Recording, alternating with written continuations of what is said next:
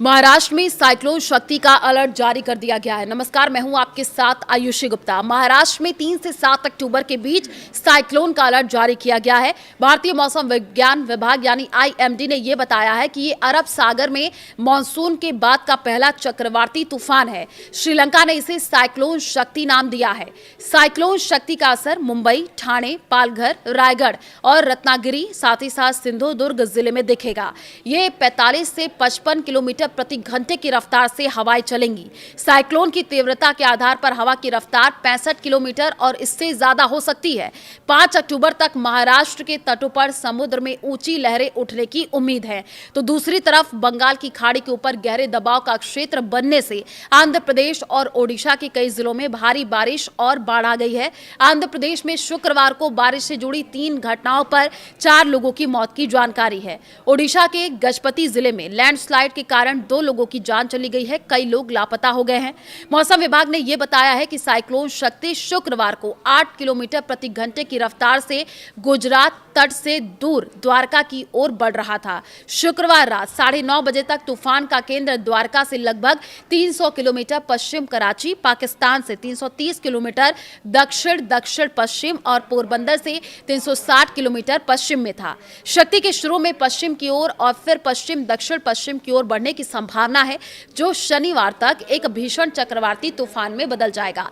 Cyclone के कारण रविवार तक गुजरात, उत्तरी महाराष्ट्र तट और पाकिस्तान तट पर समुद्र की स्थिति बहुत खराब रहने की संभावना है। मौसम विभाग के अनुसार 6 अक्टूबर की सुबह से साइक्लोन की कमजोर पड़ने की संभावना है। मछुआरों को 7 अक्टूबर तक गुजरात और महाराष्ट्र में तटों पर अरब सागर में न जाने की चेतावनी दी गई है। आईएमडी ने महाराष्ट्र के कई जिले, खासकर विदर्भ और मराठवाड़ा के कुछ हिस्सों में 7 अक्टूबर तक भारी से बहुत भारी बारिश की संभावना जताई है।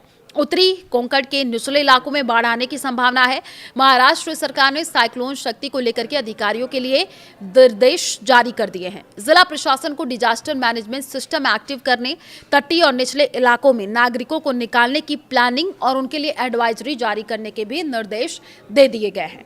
महाराष्ट्र में साइक्लोन शक्ति का अलर्ट जारी कर दिया गया है। नमस्कार, मैं हूं आपके साथ आयुषी गुप्ता। महाराष्ट्र में 3 से 7 अक्टूबर के बीच साइक्लोन का अलर्ट जारी किया गया है। भारतीय मौसम विज्ञान विभाग यानी आईएमडी ने यह बताया है कि ये अरब सागर में मानसून के बाद का पहला चक्रवाती तूफान है। श्रीलंका ने इसे साइक्लोन शक्ति नाम दिया है।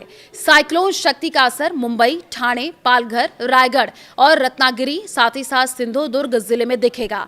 ये 45 से 55 किलोमीटर प्रति घंटे की रफ्तार से हवाएं चलेंगी। साइक्लोन की तीव्रता के आधार पर हवा की रफ्तार 65 किलोमीटर और इससे ज्यादा हो सकती है। 5 अक्टूबर तक महाराष्ट्र के तटों पर समुद्र में ऊंची लहरें उठने की उम्मीद है।